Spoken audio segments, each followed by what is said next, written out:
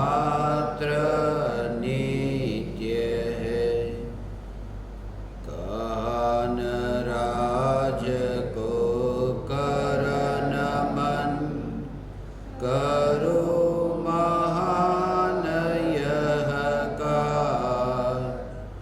आत्मज्ञान की प्राप्ति हेतु मंगलमय सुख साध। मंगलमय सुख साध।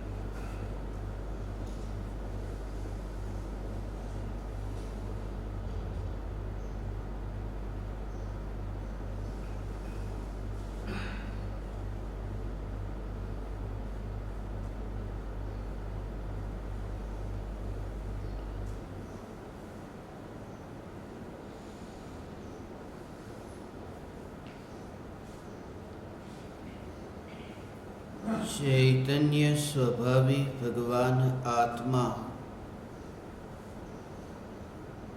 अनादि अनंत शुद्ध चैतन्य मात्र है। ज्ञान मात्र है।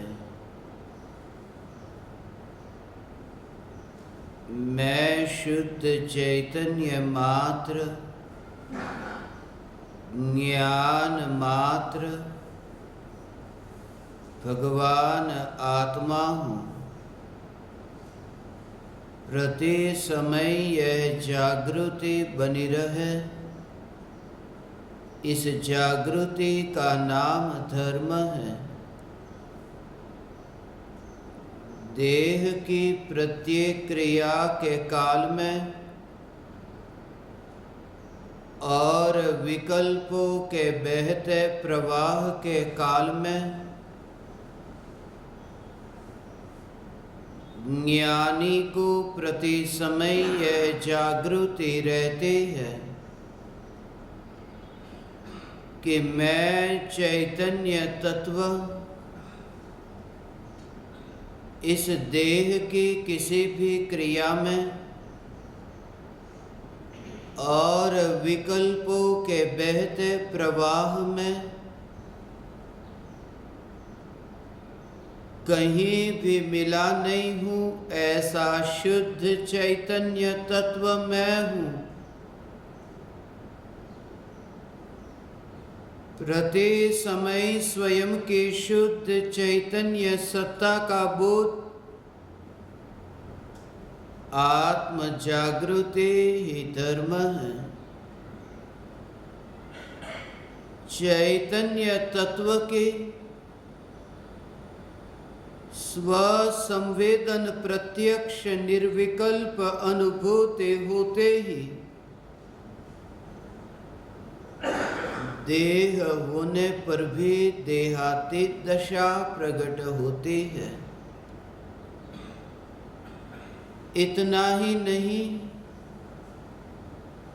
विकल्प होने पर भी विकल्पातीत दशा प्रकट होती है। चैतन्य तत्व की निर्विकल्प अनुभूति होते ही आत्मा में अतीन्द्रिय आनंद का सागर उछलता है। फिर भी ज्ञानी की दृष्टि उस अतीन्द्रिय आनंद के सागर की ओर भी नहीं जाती। जिस अतीन्द्रिय आनंद के सागर का अभी अभी जन्म हुआ है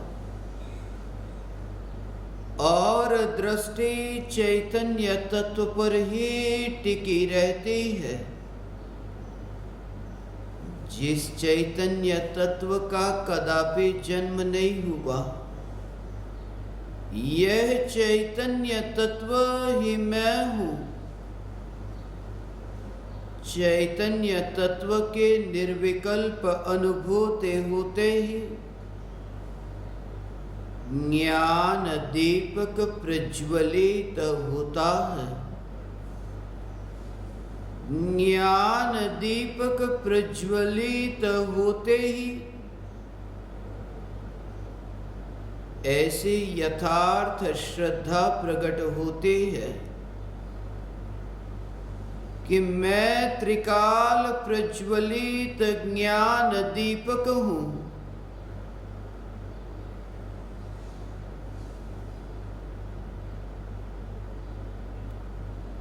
चैतन्य ज्योति के अतिरिक्त इस देह रूपी मिट्टी और रागादि भाव रूपी धुएं में कहीं भी फैला नहीं हूँ। ज्ञान दीपक प्रज्वलित होते ही ज्ञानी स्वयं को राख की दीवार का पड़ोसी मानता है और मोक्ष मार्ग का मुसाफिर जानता है।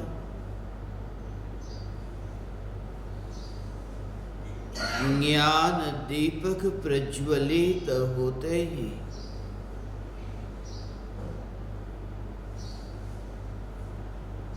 स्वयं को चैतन्य सूर्य मानता है। जिस चैतन्य सूर्य से सारा जगत प्रकाशित होता है, जगत में पहुंचे बिना सूर्य स्वयं की सत्ता में रहकर स्वयं प्रकाशमान रहता है। ऐसी यह जागृति की प्रत्येक ज्ञेय ज्ञान में जानने में आने के काल में यह चैतन्य सूर्य, यह ज्ञान ज्योति प्रकाशित हो रही है। और जहां ये चैतन्य ज्योति का प्रकाश है, जहां ये चैतन्य ज्योति का विस्तार है, वहां राग के दीवार के परमाणु और राग के विकल्प के प्रभाव कहीं पर भी नहीं। ऐसे शुद्ध चैतन्य सत्ता, जैसे ही आत्मा की अनुभूति हुई कि सहज ये भाव आता है कि अब वह अवसर कब आए, वह अपूर्व अवसर कब आए कि मैं बाह्य और अभ्यंतर दोनों प्रकार से निर्ग्रंथ हो। पर पदार्थों में एकत्व न रहने पर, फिर पर पदार्थों से भी मोह का भाव छूटने पर अपरिग्रही दशा सहज प्रकट होती है। भले थोड़ा समय लगे आत्मज्ञान और मुनि होने के बीच में, मगर वह थोड़ा समय भी बहुत अल्प है अनंत काल के, अनंत जन्म मरण के परिभ्रमण की तुलना में। इसलिए जो जागा वह भागा, मगर कहाँ? वन की ओर नहीं, चैतन्य के उपवन की ओर। चैतन्य उपवन में उपयोग बार बार स्थिर होता है, निर्विकल्प अनुभूति का काल बढ़ता जाता है। निर्विकल्प अनुभूति का काल बढ़ता है और परिणति की शुद्धता में वृद्धि होती है। जब भाव ही नहीं रहा, फिर संसारी जनों के साथ संबंध भी नहीं रहा।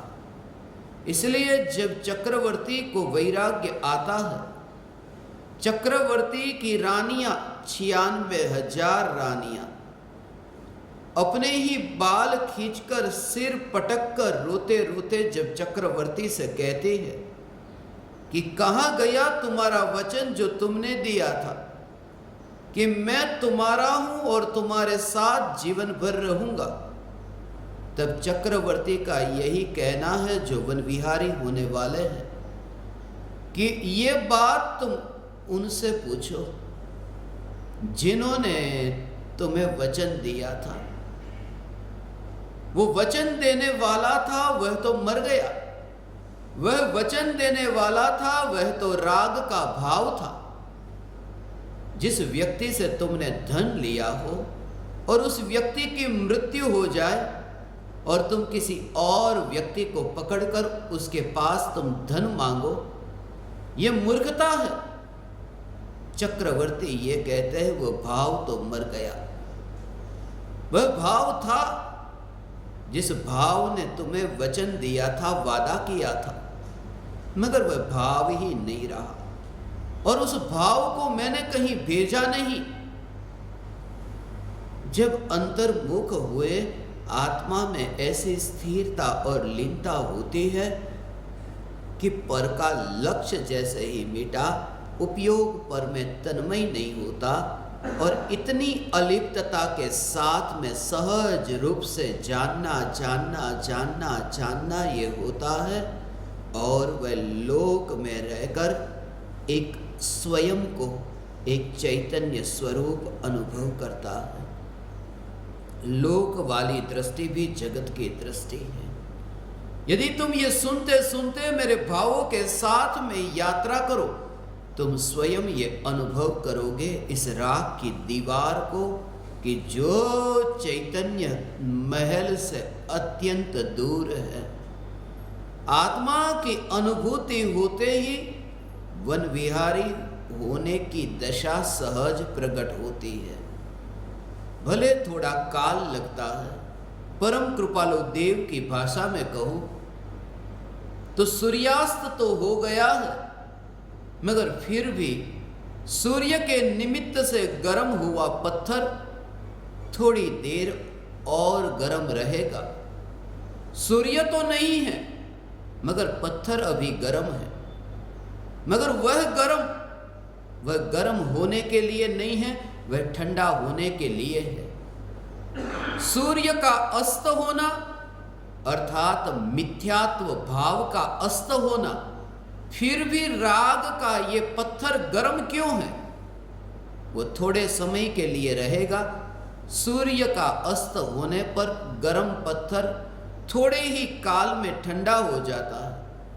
मिथ्यात्व मोह का भाव पर पदार्थों में अपनेपन का भाव, ये भाव छूटते ही अब वह जो चारित्र की कमजोरी, वह राग और द्वेष रूपी कमजोरी, ये भी निकट काल में अब छूटने वाली, मिटने वाली और बाहर के परिग्रह से भी छुटकारा होगा। क्योंकि वृक्ष पर जो फल है वह फल पकता है कि उसे वृक्ष के अलग नहीं करना पड़ता, वह गिर जाता है, अलग हो जाता है। जब वैराग्य पकता है तब वैरागी परिवार जनों से अलग हो जाता है। कच्चे फल को तोड़ने से फल को पीड़ा होती है और पेड़ को भी पीड़ा होती है। वैराग्य पके बिना घर छोड़ने से दीक्षा लेने वाले को भी पीड़ा है और परिवार जनों को भी पीड़ा है। मगर फल पक गया तो फल को कोई पीड़ा नहीं है, मगर वृक्ष को पीड़ा होगी, क्योंकि वृक्ष की शोभा ये फल के कारण थी। जब वैराग्य पकता है और वैरागी मुनि होता है तब वह तो दुखी नहीं, मगर परिवार जन दुखी है, क्योंकि परिवार का ये हीरा परिवार को छोड़कर जा रहा है। वृक्ष बिना फल का हो रहा है, मगर फल को कभी ये विकल्प ही नहीं आता कि वृक्ष का क्या होगा। ऐसी दशा, उस दशा को कहते हैं मुनि धर्म अंगीकार होना। रोकर नहीं, निराश होकर नहीं, निराशा से नहीं, उदासीनता से। निराशा का अर्थ है मैंने जगत में सुख को खोजा मगर सुख मुझे नहीं मिला, ये निराशा है। और मैंने जग में सुख को खोजा और नहीं मिला, तब मैं अपने में लीन हुआ और मैंने सुख पाया और जगत को मैं मात्र अब लीला की तरह मात्र जानता हूं, देखता हूं, ये उदासीनता है। अपेक्षा नहीं, निरपेक्ष भाव से वह जगत को जानता है। प्रेमी ने धोखा दिया, प्रेयसी ने धोखा दिया। कोई भी प्रेमी धोखेबाज नहीं होता। प्रेमी धोखेबाज नहीं है, ये प्रेम धोखेबाज है। ये राग का विकल्प जो है वो स्वयं ही धोखेबाज है। प्रेमी तो पर में वहीं पर अपनी सत्ता में है, मगर ये भाव उत्पन्न होता है और मरता है। प्रेमी तो मरा नहीं, वह तो जिंदा है। वह इतना धोखेबाज नहीं। धोखेबाज तो ये विकल्प है जो उत्पन्न होते हैं और मरते हैं। मगर धोखा तो वह खाते हैं जिन्होंने इन भावों से भी कुछ चाहा हो, जिन्होंने इन भावों से भी कुछ उम्मीद रखी हो। स्वरूप में स्थित ज्ञानी की वह दशा। इसलिए हे ज्ञान दीपक, आत्मा की अनुभूति होते ही ज्ञानी मुनि होते हैं, वन विहारी होते हैं, निकट काल में निर्ग्रंथ होते हैं। परम कृपालु देव की भी यही भावना थी। बचपन से ये संस्कार थे, अनित्यता की, असारता का बोध उन्हें बचपन में ही हुआ था। जाति स्मरण ज्ञान हुआ गांव में ही। 7 वर्ष की उम्र में आपने ववाणिया में देखा हो वह पेड़, जिस पेड़ पर चढ़कर के स्मशान में अमीचंद भाई के मृतदेह को जब जलाया जा रहा था, उस समय उन्हें पूर्व भव स्मरण में आए, जाति स्मरण ज्ञान हुआ। 7 बरस का बच्चा भव भव को जानता, मगर भव भव को जानने से आत्मा थोड़ी जानने में आता है। भव भव को जानने से आत्मा को जानने में एक महत्वपूर्ण निमित्त मिलता है। निमित्त से होता कुछ भी नहीं, मगर निमित्त मिलता है कि पूर्व भव। इसके बारे में मैं कहता हूं, पूर्व भव का स्मरण होने से वैराग्य पकने में अनुकूलता रहती है। जिसके लिए मैं कहता हूं, पूर्व भव में मैं सम्राट था, मेरी बहुत रानियां थी, मैं राजमहल में निवास करता था, बहुत फैला हुआ मेरा साम्राज्य था। और ये बात मुझे स्मरण में आई, पूर्व भव में मैं सम्राट था और अंतिम समय में बहुत बड़ी बीमारी में फंसा। राज्य के श्रेष्ठ से श्रेष्ठ वैद्य हकीम मेरे पास आए और उन वैद्यों ने, उन रानियों ने, वहां पर जो पुत्र थे, पुत्र पुत्रियों ने, सब ने मिलकर कहा, चिंता न करें, आपको कुछ भी न होगा, महाराज हम हैं न, आपको कुछ भी नहीं होगा। ये सब मुझे कहते थे आपको कुछ भी नहीं होगा। और उसी समय मेरा देह छूट गया और मेरा यहाँ जन्म हुआ। अब ये बात मुझे स्मरण में आई कि पूर्व भव में राज्य के श्रेष्ठ वैद्य और ये परिवारजन कहते थे कुछ भी नहीं होगा, मगर वो बचा नहीं सके। ये बात मुझे स्मरण में आई और स्मरण में आते ही अब यहाँ जब मैं बीमार हुआ, यहाँ की बीमारी के काल में, अब यहाँ पर भी वैद्य आते हैं, डॉक्टर आते हैं और डॉक्टर आकर के कहते हैं चिंता मत करो, कुछ भी नहीं होगा। हम हैं न, परिवारजन कहते हैं कुछ भी नहीं होगा, हम हैं न। मगर ये जो उनका बोलना अब इतना बकवास लगता है, क्योंकि पूर्व भव की याद अभी है कि बोलने वाले ऐसे ही थे मगर बचा नहीं सके। तो ये भी इतने ही झूठे हैं जितने पूर्व भव के अनुभव से मैंने बोध पाया। ये पूर्व भव का जाति स्मरण इस भव में वैराग्य प्रकट होने में निमित्त बन सकता है, यदि तुम्हारी दृष्टि सकारात्मक हो। वास्तव में जाति स्मरण ज्ञान का उपयोग जाति स्मरण के लिए हो, जाति स्मरण ज्ञान का उपयोग हो, ज्योतिष के लिए नहीं। जाति स्मरण ज्ञान का उपयोग हो कि मैं सिद्धों की जाति का हूं, ये स्मरण में आ जाए कि बस जाति स्मरण ज्ञान का सदुपयोग हुआ। परम कृपालु देव को बचपन में ही जाति स्मरण हुआ, संसार की असारता। इसलिए तो मैं छोटे छोटे बच्चे को भी मृत्यु दिखाना चाहता हूँ, स्मशान में लेकर जाना चाहता हूँ, उन्हें भी मृत्यु के बारे में कहता हूँ। उन्हें यह नहीं कहता कि कोई मर गया तो भगवान के पास गया, कोई मर गया तो भटकता हुआ कहीं और गया। मौत मुफ्त में मिलती है, मोक्ष मुफ्त में नहीं मिलता। भगवान के पास वह नहीं गया। स्वरूप की समझ के बिना उन नए देह को धारण करके चक्कर चक्कर चक्कर काटता रहता है। परम कृपालु देव को यह बोध हुआ। बचपन से ही उनकी बुद्धि इतनी तीक्ष्ण थी, उन्होंने सबसे पहले अष्टावधान के प्रयोग किए। शतावधान के प्रयोग तो बाद में किए, मगर अष्टावधान के प्रयोग किए।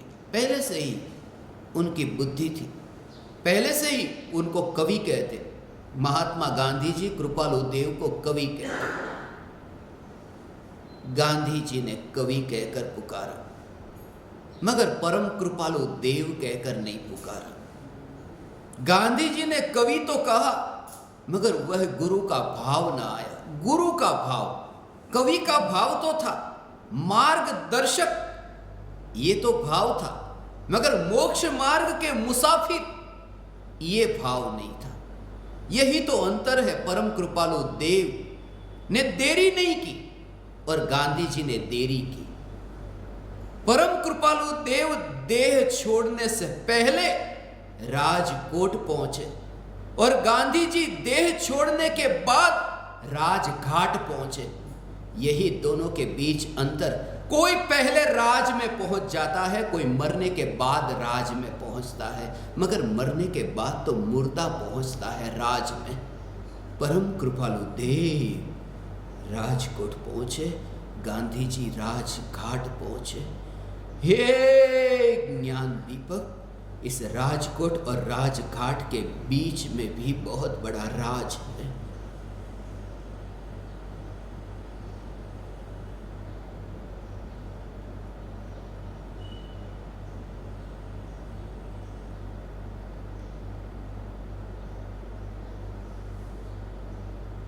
यद्यपि परम कृपालु देव की वह दशा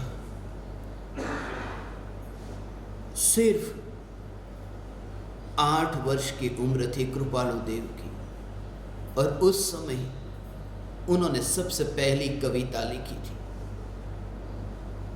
8 वर्ष की उम्र में इतनी अखबारों में छपी, इतनी प्रचलित हुई। एक 8 साल का बच्चा जो पेन पकड़ना नहीं चाहता, कैसे लिखना उसको सिखाया जाता है, मगर फिर भी कृपालु देव ये कहते कि इसमें कोई बड़प्पन नहीं। तुम पूरी जिंदगी अभ्यास करो, कितना अभ्यास करो संस्कृत भाषा का, प्राकृत भाषा का। मुझे परम कृपालु देव की जीवनचर्या ने इसलिए सबसे अधिक छुआ, क्योंकि 7 वर्ष की उम्र के दौरान मैं भी स्मशान में गया था।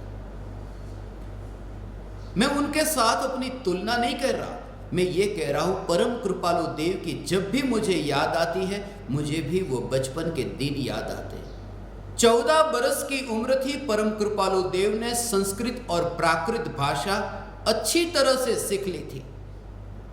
और 14 बरस की उम्र में मैं जयपुर में पढ़ाई के लिए गया था, संस्कृत प्राकृत पढ़ने के लिए।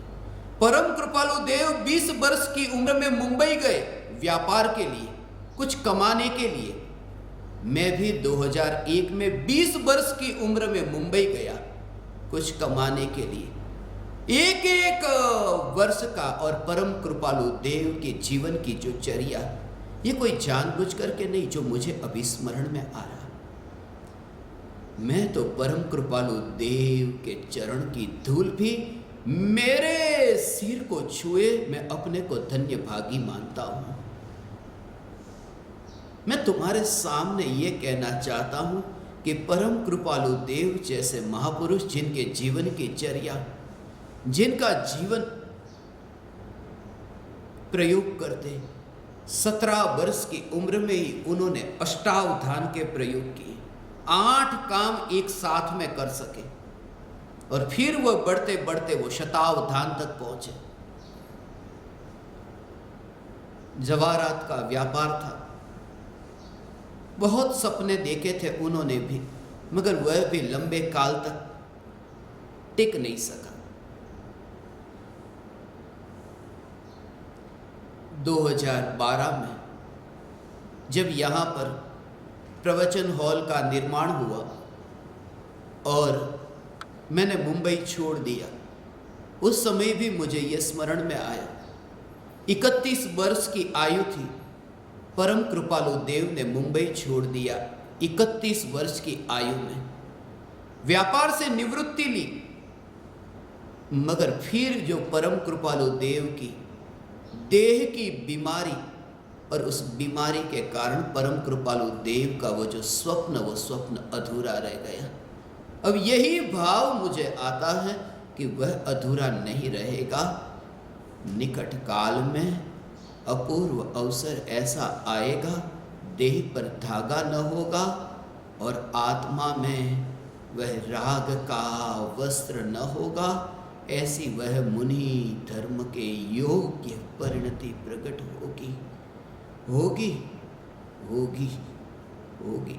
इसलिए कहा, हे ज्ञान दीपक, जब मेरे ये शब्द तुम सुनते हो, ये मैं तुम्हें जो देखता हूं, आंख में से जो आंसू टपकते हुए, मगर आज ये खारे अश्रु टपकते हैं। यदि अवसर गया तो खून के अश्रु से रोना पड़ेगा, और ऐसा अनंत बार रोए हैं। इसलिए हे ज्ञान दीपक, तुम जागो। जागने का अर्थ सिर्फ इतना कि चैतन्य के अतिरिक्त मुझे और कुछ भी नहीं दिखाई देता। अब मुझे उजाला दिखाई देता है, अंधेरा नहीं दिखाई देता। मैंने आंख खोली और उजाला, मैंने आंख खोली और उजाला,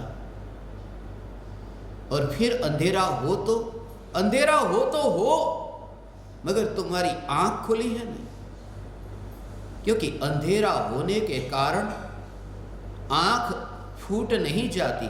यही तो आंख की विशेषता है।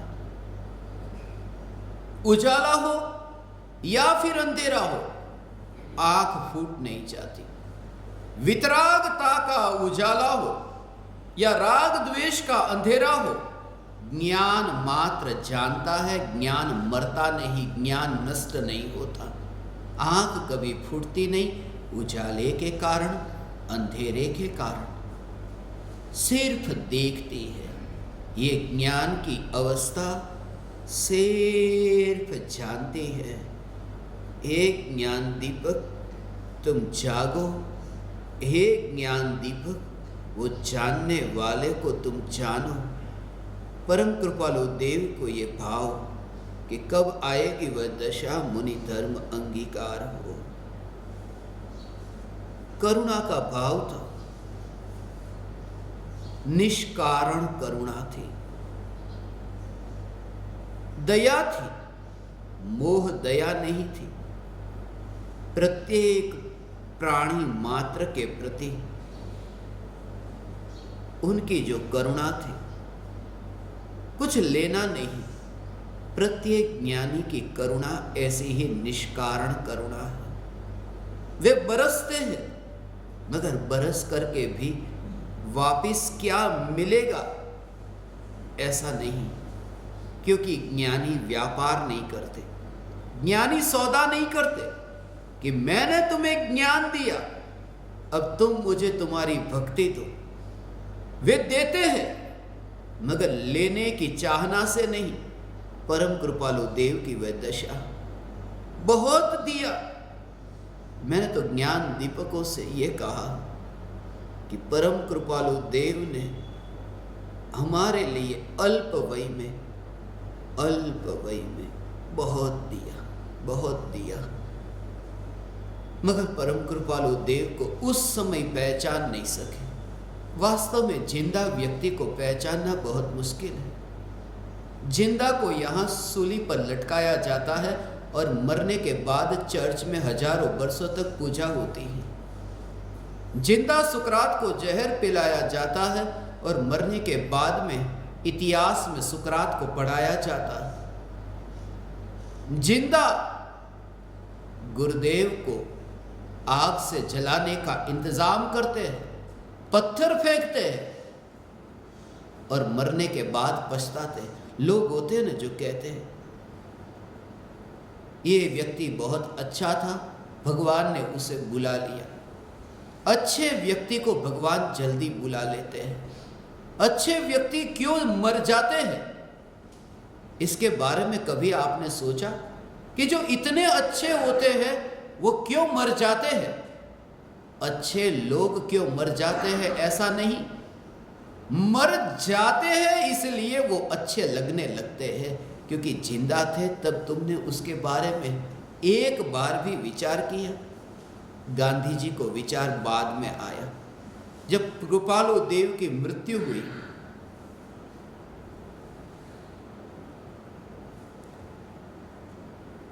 कृपालु देव की मृत्यु हुई और देह छूटा। गांधी जी की राजकोट की यात्रा कभी कोई प्रयोजन नहीं था। ऐसा ही होता। लोग कहते थे कृपालु देव राजकोट जाते नहीं थे अक्सर, वहां तो कैसे जाना हो गए। उनका निवास स्थान तो था ववाणिया और व्यापार के लिए रहे मुंबई, मगर ये राजकोट। कभी कभी ऐसा होता है, पूरा जीवन कहाँ बीतता है और मृत्यु कहाँ होती है। वास्तव में तो ऐसा है, मरने के लिए ही वहां पर जाना पड़ता है। पूरा जीवन गुरुदेव का बीता सोनगढ़ में और मरने के लिए गए मुंबई। ज्यादातर जीवन कृपालु देव का बीता बाहर गांव, ववाणिया, मुंबई, ईडर, नडियाद, बहुत सी जगह पर, मगर अंत में राजकोट। जहां मृत्यु होती है वहां पर जाने के लिए सहज प्रकृति की व्यवस्था होती है। गांधी जी ने परम कृपालु देव के समाधि स्थान पर ये पद गाया जब पहली बार गांधी जी परदेश से वापिस लौटे। अपूर्व अवसर एवो क्यारे आवशे, क्यारे थईशु बाह्यांतर निर्ग्रंथ जो। परम कृपालु देव की ये रचना मैंने ज्ञान दीपकों के लिए एक विशेष भावना भाई है। इस साल प्रत्येक ज्ञान दीपक को मैं आमंत्रण देता हूं।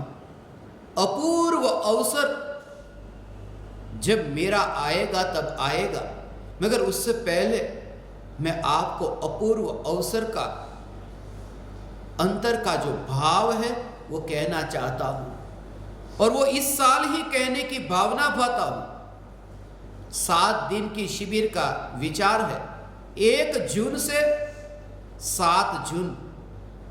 वो तारीख भी पक्की है, 1 जून से 7 जून मैं पृथ्वी के किसी भी कोने पर रहूंगा, वह शिविर होगी। 7 दिन की शिविर होगी और दिन में 3 बार बोलूंगा। कुल 21 सत्संग होंगे। 21 की जो साल है, कुल 21 सत्संग होंगे और अपूर्व अवसर में पद भी 21 है। इसलिए 21 की साल में 21 पद पर मेरी भावना है अपूर्व अवसर आए। अपूर्व अवसर एवो क्यारे आवशे। परम कृपालु देव कि ये एक अनमोल रचना अपूर्व अवसर एवो क्यारे आवशे। 14 गुणस्थान की यात्रा। 14 गुणस्थान में आरोहण कैसे होता है, उस संक्षिप्त में परम कृपालु देव ने अपूर्व अवसर में समझाया और उसी बात को मैंने ये समझाने का प्रयास किया जिस भक्ति को आप सुनते हो, चैतन्य मात्र ज्ञायक देव। चैतन्य चैतन्य चैतन्य चैतन्य, ये जो भक्ति है वो 14 गुणस्थान का आरोहण है। उसके बारे में भी मैं उस समय स्पष्ट करूंगा। परम कृपालु देव, यदि नहीं भी कर सकूं तो तुम स्वरूप में डुबकी लगाना, तुम्हें सब समझ में आएगा। मुनि होने के लिए मुनि का स्वरूप नहीं समझना है।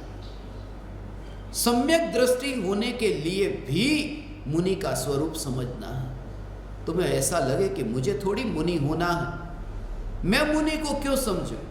नहीं, सम्यक दर्शन की प्राप्ति के लिए मुनि का स्वरूप समझना अनिवार्य है। क्योंकि मुनि है कौन? संवर और निर्जरा को उपलब्ध ऐसा आत्मा मुनि है।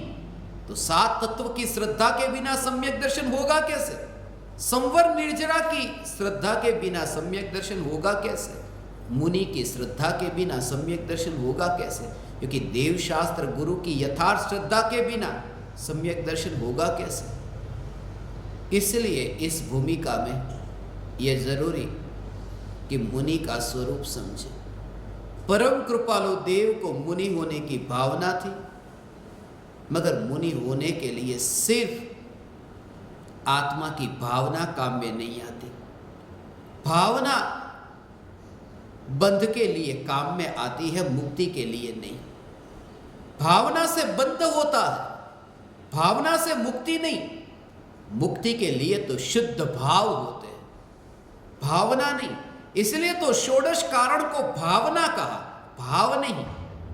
जिन षोडश कारण भावना से तीर्थंकर प्रकृति का बंध होता है, निर्जरा नहीं, भावना से तो बंध होता है। भाव वह भी शुद्ध भाव से निर्जरा होती। परम कृपालु देव ने ये भावना पाई,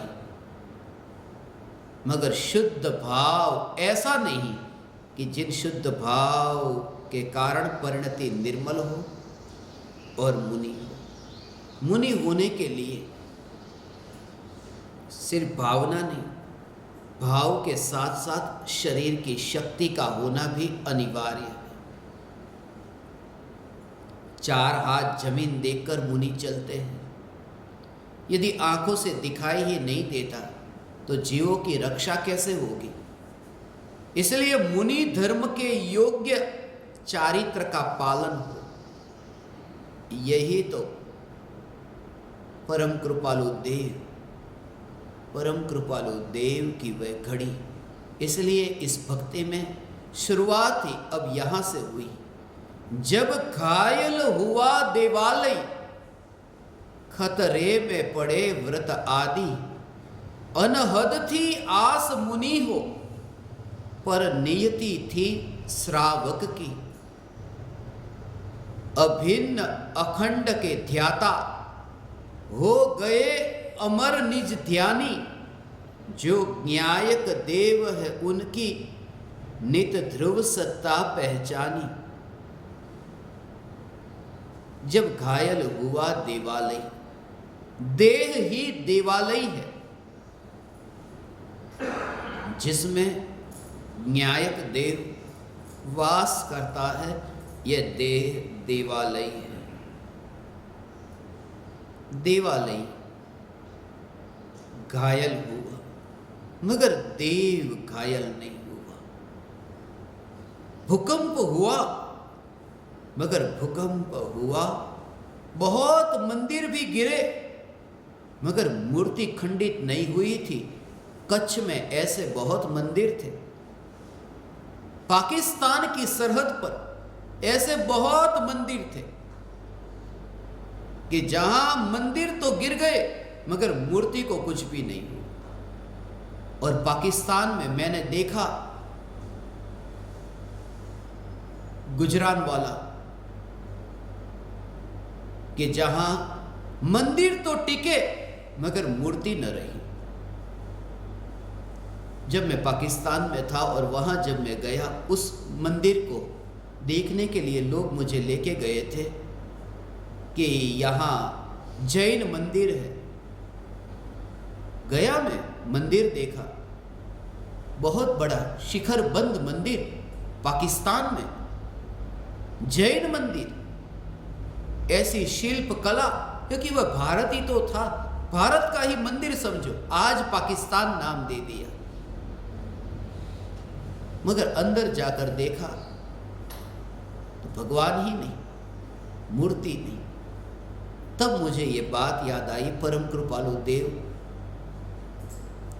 कि मंदिर यदि गिर जाए तो भी निराश होने की जरूरत नहीं, और मंदिर टिक जाए और प्रतिमा न हो, परमात्मा न हो, तो उस मंदिर का मोल नहीं। वो खंडहर है, वो मंदिर नहीं। और खंडहर की पूजा नहीं होती, इसलिए खंडहर की पूजा नहीं होती। कोई एक बार भी फिर देखता नहीं, तुरंत तुरंत तुरंत पंछी निकला कि पिंजड़ा रहा। रोज पंछी को देखने वाले पंछी निकलने के बाद में पिंजड़े के सामने बैठकर कितनी देर देखते हैं। तुमने कभी इसका निरीक्षण किया? इस बात को तुमने कभी गौर किया? तुम जब इस शरीर को पिंजरे के रूप में देखो, स्वयं को पंछी के रूप में देखो, तुम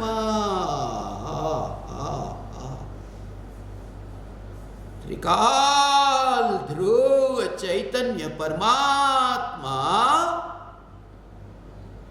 और जिसके चैतन्य प्रदेश इस पिंजरे में फैले नहीं, जो पिंजरे के भीतर नहीं, ऐसा ही चैतन्य पंछी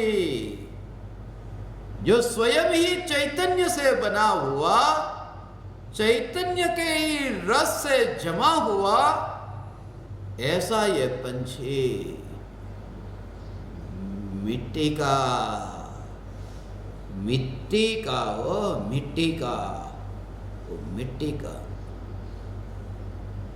का पंछी हो, और वह भी नीचे गिर जाए, टूट जाए, मगर ये चैतन्य पंछी जो अनंत बार गिरने पर भी 7वें नरक में गिर करके भी इस पंछी को कुछ भी नहीं हुआ। ये चैतन्य पंछी में तब अलिप्तता रहती है। भगवान इस दशा को ही शुद्ध परिणति कहा है। शुद्धोपयोग नहीं, शुद्ध परिणति। सदा काल 24 घंटे शुद्ध परिणति है। ज्ञानी को वितराग परिणति 24 घंटे है, 24 घंटे वितराग परिणति है। क्योंकि 24 घंटे कषाय का जो अभाव, अनंतानुबंधी कषाय चौकड़ी का जो अभाव है, वो सदा काल है। इस वजह से ज्ञानी को सदा काल शुद्ध परिणति है, सदा काल निर्विकल्प दशा है। निर्विकल्प अनुभूति नहीं, निर्विकल्प दशा। स्व संवेदन प्रत्यक्ष अनुभव को निर्विकल्प अनुभव कहा, मगर स्व संवेदन प्रत्यक्ष अनुभव होते ही जो निरंतर ज्ञेय जाने, तो सहज रूप से जाने, उस दशा को निर्विकल्प दशा कहते हैं। भोजन के काल में ज्ञानी की दशा निर्विकल्प है। अनुभूति नहीं, दशा। बोलते समय, सुनते समय, लिखते समय, पढ़ते समय दशा निर्विकल्प है, क्योंकि ज्ञेय जो जानने में आए उसमें यह क्यों जानने में आया, यह क्यों जानने में नहीं आया, ऐसे विकल्प के बिना सहज रूप से ज्ञेय को जानते हैं। ऐसी सहजता, उस सहज दशा का नाम निर्विकल्प दशा है। फिर भोजन का विकल्प आया न, तो विकल्प को भी सहज जानते हैं, इसलिए वो निर्विकल्प दशा में कोई भी दोष लगता नहीं है। अनुभूति नहीं हुई, अनुभूति नहीं हो रही है, क्योंकि विकल्प हुआ कि भोजन करो। मगर विकल्प के काल में भी विकल्प को उदासीन होकर के, अपने में रह करके, सहज दृष्टा रह करके जानते मात्र है, इसलिए उस दशा को निर्विकल्प दशा कहा। ऐसा जब घायल हुआ देवालय, खतरे में पड़े व्रत आदि। मुनि धर्म का पालन करने के लिए, व्रत का पालन करने के लिए शरीर की ऐसी शक्ति चाहिए। विहार कैसे हो? मुनिराज एक स्थान पर तो रहते नहीं, मुनिराज का विहार, मुनिराज का विहार होता है। कृपालु देव विहार कैसे करते? विहार तो स्वयं को करना होता है। परम कृपालु देव तो स्वयं विहार करने की स्थिति में नहीं थे। अंतिम घड़ी थी कृपालु देव की, एक जगह पर नहीं रहना चाहिए। मुनि को कृपालु देव एक जगह पर नहीं रहते थे। अंतिम घड़ी में एक जगह पर नहीं रहते। कृपालु देव की भी जगह बदलती थी। अंतिम घड़ी तक परम कृपालु देव की जगह बदलती रही। ऐसी शरीर की हालत हो गई थी। शरीर में शक्ति नहीं थी, मगर शरीर की हालत ऐसी हो गई थी। शरीर अग्नि की भांति जल रहा था। जैसे हम कुर्सी पर बैठे और थोड़ी देर कुर्सी पर 1 घंटे आप बैठे रहो, तो गर्मी नीचे के भाग में, वहां पर कुर्सी भी गर्म होती, हमारा शरीर भी गर्म होता है। और जहां पर तो कृपालु देव के शरीर पर तो वस्त्र भी नहीं, एक लंगोट मात्र ऐसा देखते हो, कोतरी नानी एवी खाली शरीर नो एटलो ज अंग ढंकाई। परम कृपालु देव के शरीर पर वस्त्र नहीं, और शरीर की हालत ऐसी होती कि जैसे तुम प्लास्टिक हो, और प्लास्टिक यदि यहाँ पर रखा हो कुर्सी पर, और कभी कभी प्लास्टिक को तुम कुर्सी पर रखो और सूरज की गर्मी इतनी तेज गर्मी हो, तो प्लास्टिक को फिर तुम हटाओ तो थोड़ा चिपकता हुआ ऐसा अलग होता है, चिपकता अलग होता है। परम कृपालु देव का शरीर जिस कुर्सी पर था, उस कुर्सी पर चिपक जाता था। ऐसे चिपक जाता था जैसे प्लास्टिक, और उस शरीर को उठा करके फिर कुर्सी में से फिर दूसरी कुर्सी पर उनको लेटाना पड़ता था कि वहां चिपक जाए। इसके लिए, इससे बचने के लिए वो दूसरी कुर्सी पर, और हर 3-3 घंटे में, हर 4-4 घंटे में एक कुर्सी में से दूसरी कुर्सी, दूसरी कुर्सी से पहली कुर्सी, कि वो देह चिपक न जाए। कहां पाए? घायल हुआ देवालय, खतरे में पड़े व्रतादि। भावना भाई तब कैसा भाव था? अपूर्व अवसर वो क्यारे आवशे, विहार करेंगे। मगर परम कृपालु देव को ये क्या पता था कि विहार ऐसे होगा, एक कुर्सी से दूसरी कुर्सी, जो आराम कुर्सी है, जो राजकोट में आप देखते हो, जिस कुर्सी पर परम कृपालु देव लेटे हुए ऐसे दिखते हैं, बैठे हुए मगर लेटी हुई जैसी मुद्रा लगती है। और वो 2 कुर्सी थी। वो मैंने कहा था, एक कुर्सी ववाणिया में और एक कुर्सी राजकोट में। मैं जब ववाणिया था तब उस कुर्सी के दर्शन आपको कराए थे। कुर्सी के दर्शन, ज्ञानी जहां बैठे वह कुर्सी भी धन्य हो गई। झूला था, उस झूले के पास में बैठा था।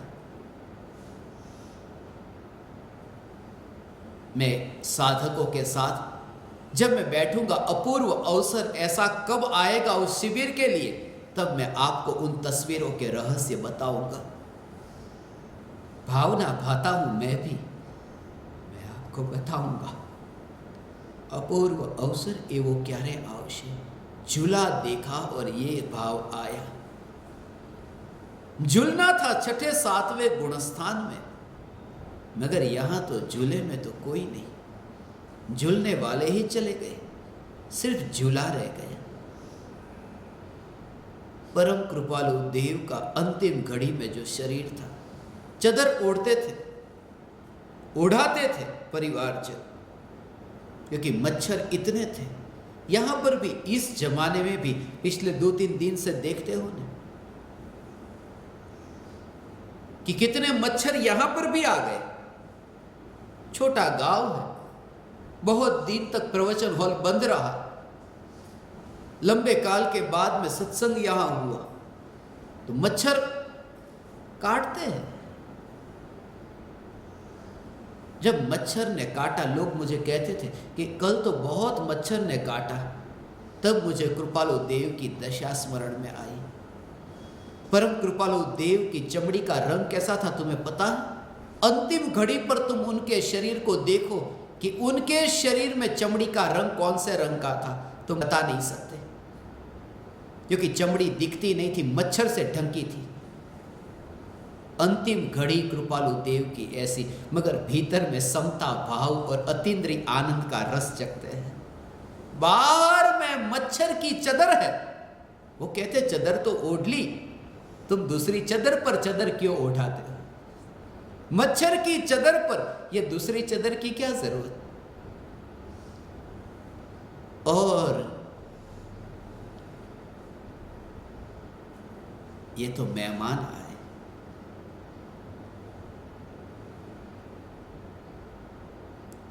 ये तो लेनदार आए, ये तो कर्जदार। ऐसी दशा है तुम्हारे सिर पर जैसे बोझ हो, कर्ज का बोझ हो। तुम्हारे पास आज सुविधा है, कोई व्यक्ति तुम्हारे पास 1 लाख रुपया मांगता है, तुमने लिए थे, 1 लाख रुपये मांगता है, तुम अब देना। आज तुम्हारे पास में है 1 करोड़ रुपये और तुमने, उस व्यक्ति दरवाजे पर आता है और तुम अभी उसको लौटाओ नहीं, और पता है कि अभी काल बहुत अल्प है, वैसे भी यही रहेगा, तो लौटा देने में भलाई है। समझदार व्यक्ति का यह विचार। कृपालु देव कहते हैं कोई कर्म का कर्ज बाकी रहा था, ये मच्छर के जीवों के साथ आए हैं मच्छर, और अभी शक्ति भी है, जागृति है, आत्म जागृति की शक्ति है, तो उस समय लौटा देना। आओ आओ, क्योंकि जो खून अभी तुम्हारे शरीर में जा रहा है, उस खून को तो हमने ज्ञान शरीर से बाहर पहले से ही देख लिया। तुम्हारे शरीर में जाएगा मच्छर, तुम्हारे शरीर में जो खून जाएगा वह खून हमने पहले से ही बाहर देख लिया। फिर क्या फर्क पड़ता है, मनुष्य हो या फिर मच्छर हो? क्या फर्क पड़ता है? हमने तो दोनों को वहां देख लिया, हमने तो दोनों को पार देख लिया, पार देख लिया। 4 इंद्रिय हो या 5 इंद्रिय हो, कोई भी हो, मच्छर हो या मनुष्य हो, हमने तो सिद्ध शिला को सिद्धों से पार देखा। 45 लाख योजन, ये 4 हो या 5 हो, हमने तो सिद्ध शिला को बाहर देखा, ज्ञान शरीर में नहीं। जब घायल हुआ देवालय, खतरे में पड़े व्रत आदि, अनहद थी आस मुनि हो, पर नियति थी श्रावक की। श्रावक की नियति थी, गृहस्थ की होनहार ही ऐसी थी कि मुनि न हो। भावना पाई।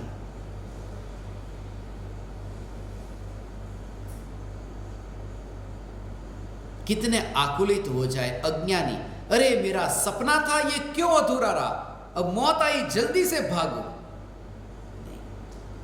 उसका भी स्वीकार।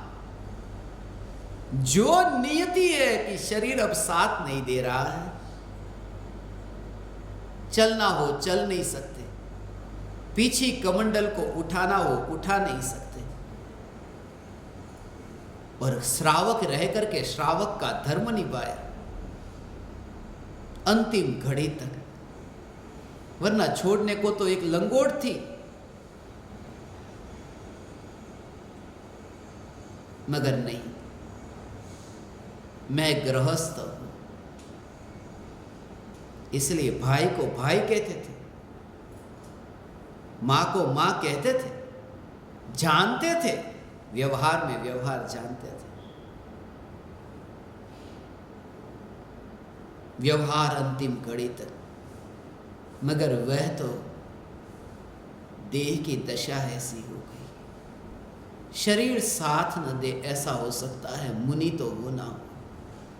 इसलिए ये विचार बार बार आता, तुम्हें दवाई दिन में 2 बार लेनी है अनिवार्य रूप से, वरना ये शरीर अभी बैर बिखेर होता है। और मुनि का आहार तो दिन में 1 बार, और वह भी ऐसी औषधि नहीं, ये घायल हुआ देवालय, खतरे में पड़े व्रत आदि। अनहद थी आस मुनि हो, पर नियति थी श्रावक की। अभिन्न अखंड के ध्याता हो गए अमर निज ध्यानी।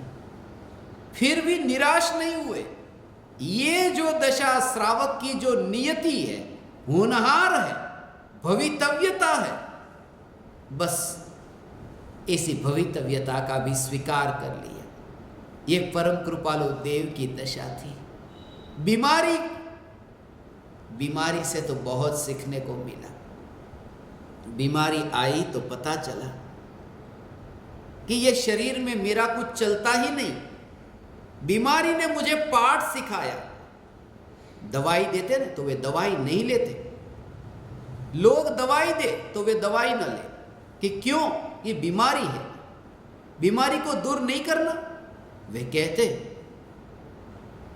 तुम्हें कोई व्यक्ति कितनी बार कहे आग में हाथ मत लगाना, हाथ जल जाएगा, मगर फिर भी तुम आग के पास जाओ। बच्चा ऐसा करता है, मगर जिस समय उसका हाथ जल जाए फिर वो आग के पास नहीं जाता। ये अनुभव। बहुत बार कहा कि ये शरीर मेरा नहीं, तुम्हें समझ में नहीं आया। मगर बीमारी से तुम्हें पता चला कि अरे ये शरीर पैरालिसिस हो गया, हाथ हिलता ही नहीं, अरे ये शरीर में मेरा कुछ भी नहीं। कोढ़ हो गया तो पता नहीं, अरे ये शरीर में तो मेरा कुछ भी नहीं चलता। गोरा होना चाहता था, मगर इतना गोरा होना नहीं चाहता था, मगर मेरा शरीर में चलता क्या। जब बीमारी आती है तब पता चलता है कि शरीर में मेरा कुछ भी नहीं चलता। इसीलिए पहले गुरु ने सिखाया था, मगर समझ में नहीं आया। बीमारी ने वो सिखा दिया कि शरीर में तेरा कुछ भी नहीं चलता। बीमारी सिखाती है पाठ। बीमारी गुरु है, और गुरु मेरे द्वार पर आए तो गुरु को मैं भगाता नहीं, गुरु का स्वागत करता हूं। गुरु द्वार पर आए तो गुरु को मत भगाना। बीमारी हमारी गुरु है, इसलिए मैं बीमारी का स्वागत करता हूं, दवाई लेकर के उसे भगाता नहीं, क्योंकि मैं गुरु को नहीं भगाता। परम कृपालु देव, घायल हुआ देवालय, खतरे में पड़े व्रत आदि। अनहद थी आस मुनि हो, पर नियति थी श्रावक की। अभिन्न अखंड के ध्याता हो गए अमर निज ध्यानी। अमर हो गए। उसके तुरंत बाद पूज्य गुरुदेव श्री मुझे स्मरण में आए। ये कुछ ही सेकंड में ये बनी गई ये भक्ति है, मगर उस समय ये दोनों महापुरुषों के लिए जो भाव आया था। मैं तो ज्ञान दीपकों को खाना परोसता था, और उस समय का ये दृश्य है। हाथ की क्रिया वहां हो रही थी, दिमाग में खून दौड़ता था, और आत्मा में विकल्प दौड़ रहे थे, और ज्ञान में स्थिर था। उस समय ये सब उस ज्ञान, स्थिर ज्ञान दर्पण में प्रतिबिंबित होता था, और ये भक्ति लिखी गई। जब देह में जलती होली, वो खेलते ज्ञान दिवाली। जब सब देते थे गोली, चल दिए वे न्यायक बोली।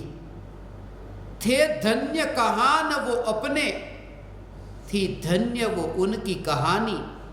जो न्यायक देव है उनकी, नित ध्रुव सत्ता पहचानी।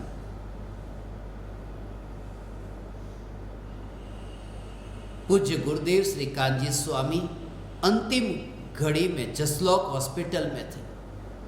ये दृश्य, ये घटना मुझे स्मरण में आई। जब देह में जलती होली, उस गीत में तो है,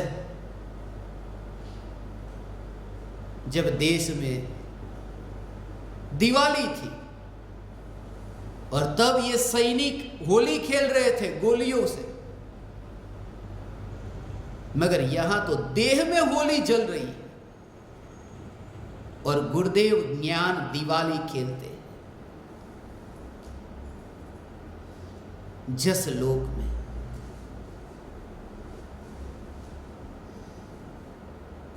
इससे महान और क्या। अज्ञानी भी जस लोक में, यश लोक में, ज के लिए य शब्द का प्रयोग होता है, वो भी व्याकरण में।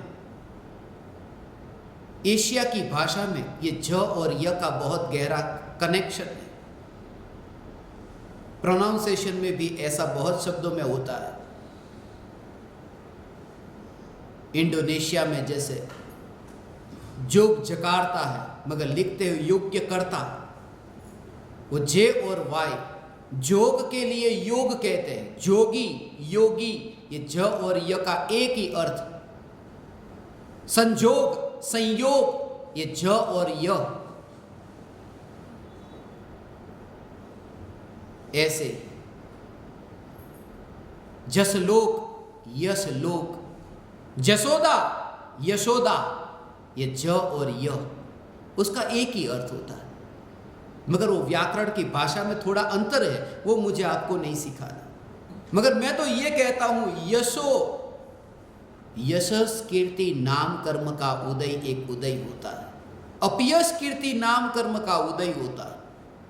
ये भी नाम कर्म के 93 प्रकृतियों में एक ये भी है। यश, अज्ञानी यश लोक में जीता है।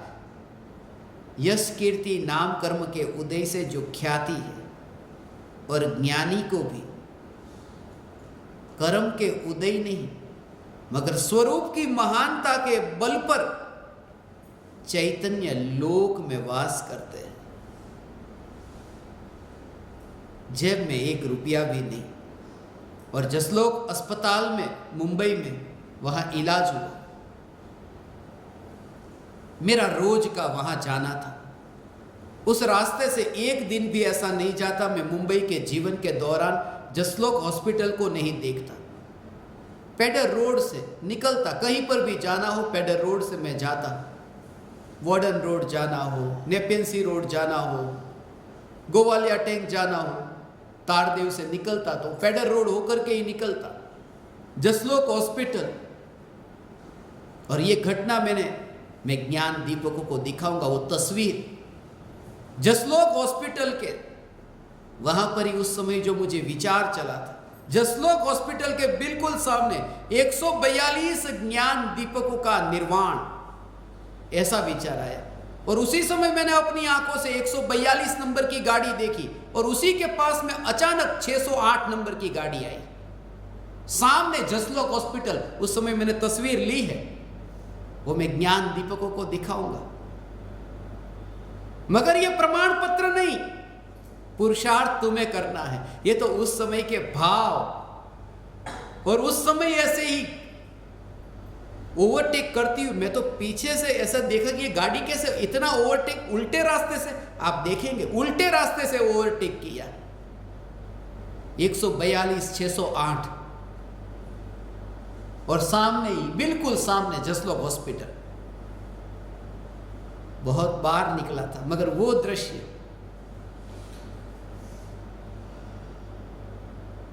वो तारीख जब मैं आपको बताऊंगा तो चौंक जाएंगे। उस समय आप उस दृश्य में देखना, सब कुछ अभी नहीं बताता, कुछ बाकी रखता हूं, वो देखना। जब देह में जलती होली, वो खेलते ज्ञान दिवाली। जब सब देते थे गोली, चल दिए वे न्यायक बोली।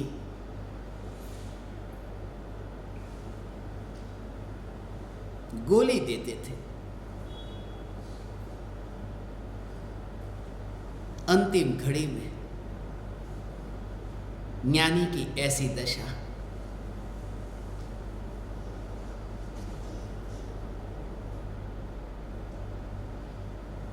यदि इलाज कराना है, गुरुदेव को इलाज कराने के लिए भी लोगों ने कहा, वे गए मोहमयी में।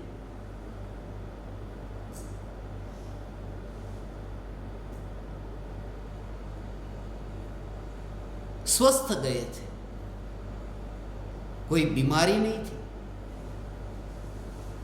देह छोड़ने से 1 महीने पहले तो कुछ भी नहीं, अचानक बीमारी तो अचानक आती है।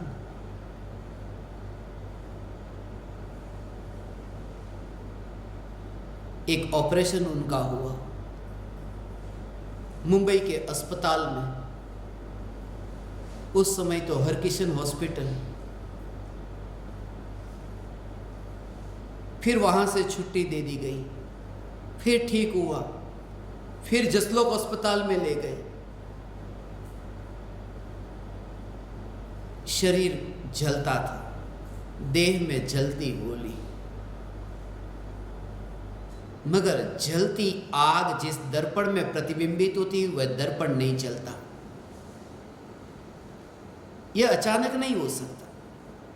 28/11/1980 का दिन था वह।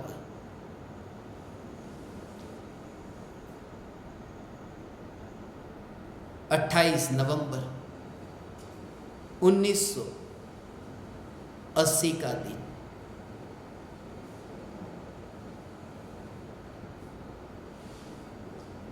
जब सब देते थे गोली, चल दिए वे न्यायक बोली। थे धन्य कहान वो अपने, थी धन्य वो उनकी कहानी। पूरा जीवन निर्भयता से। सत्य ये है, लोग तुम्हें पागल कहे तो कहे, लोग तुम्हें स्वीकार न करे तो न करे, क्योंकि भीड़ तुम्हारी स्वतंत्रता बर्दाश्त नहीं कर सकती। तुम स्वतंत्र रूप से जीवन जियो, ये भीड़ बर्दाश्त नहीं कर सकती। इसलिए लोग तो तुम्हें कहेंगे ये पागल हो, ये क्या आत्मा और न्यायक लगा कर रखा। अभी धर्म करने के लिए तो बहुत लंबा काल है। मुझे लोग कहते थे बचपन में,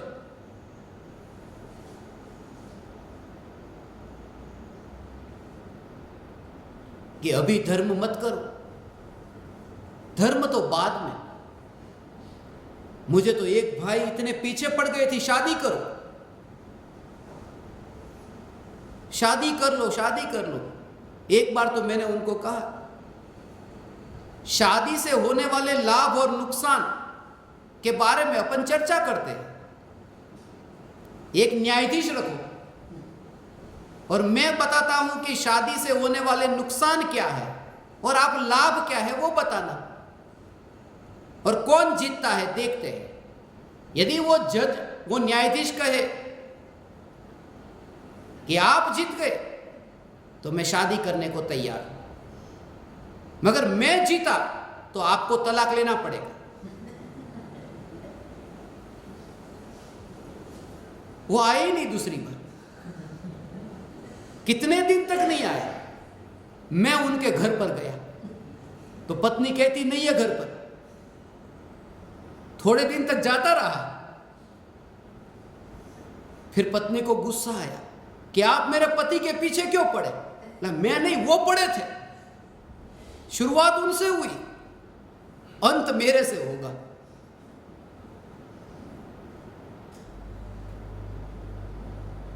दुनिया तो कहेगी तुम ये करो, अभी समय बहुत है, मगर मेरा निर्णय यदि पक्का है पूर्व भव के स्मरण से कि संसार असार है, तो संसार के कुएं में मुझे कोई धक्का मारकर गिरा नहीं सकता।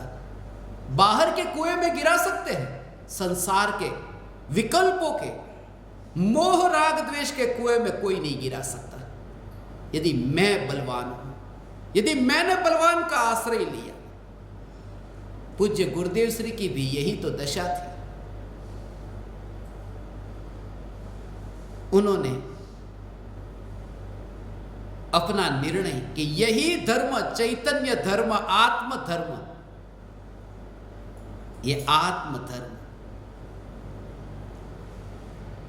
धन्य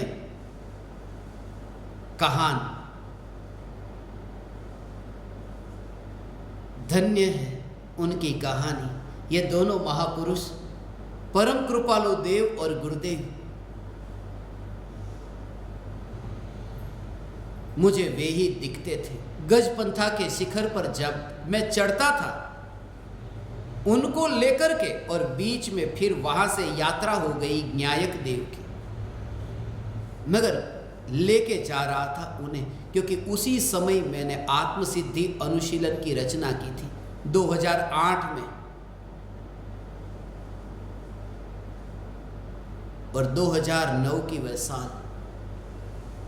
आत्मसिद्धि अनुशीलन में मैंने जो विवेचन किया उसके नीचे पूज्य गुरुदेव श्री कांजी स्वामी के जो प्रवचन है, उन प्रवचनों के अंश को भी उद्धृत किया है, उसमें उसको कोट किया है, थोड़ा थोड़ा अंश उसमें से लिखा हो। इसलिए दोनों महापुरुष,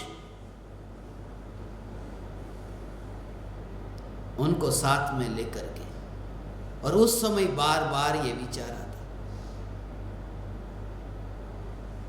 पूर्णिमा का चांद, पूर्णिमा होती है ना, महीने में एक बार आती है पूर्णिमा।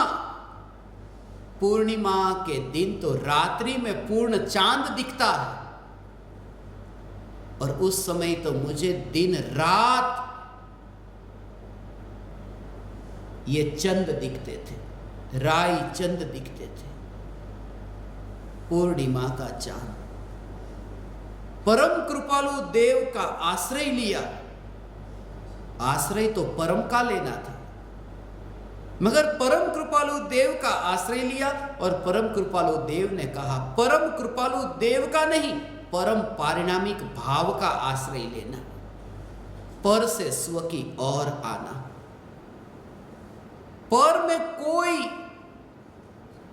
गले में हार भी पहना दे सोने का, कितना भी सम्मान करे, अज्ञानी तुम्हारे चरणों में गिर गिर कर तुम्हें सम्मान दे, तो भी सत्य को मैं न छोड़ू, क्योंकि हजारों लाखों करोड़ों अज्ञानी मेरे चरणों में गिरे, उससे बेहतर तो यह है कि एक सद्गुरु का हाथ मेरे सिर पर हो, पर्याप्त है। और मैं तो धन्य भागी कि दो दो सद्गुरु के हाथ मेरे सिर पर है, दोनों हाथ से लड्डू है। हे ज्ञान दीपक तुम जागो। इस भक्ति में और जो रहस्य है, अंतिम दिन इस भक्ति पर अपन चर्चा करेंगे। आप समस्त ज्ञान दीपकों ने, परमात्माओं ने मुझे सत्संग करने का अवसर दिया। मेरा इतना समय सत्संग में रहा, मैं ऋणी हूं आप परमात्माओं का। आप समस्त परमात्माओं को मेरे हृदय के अंतःकरण से प्रणाम करता हूं। मेरे प्रणाम स्वीकार करें।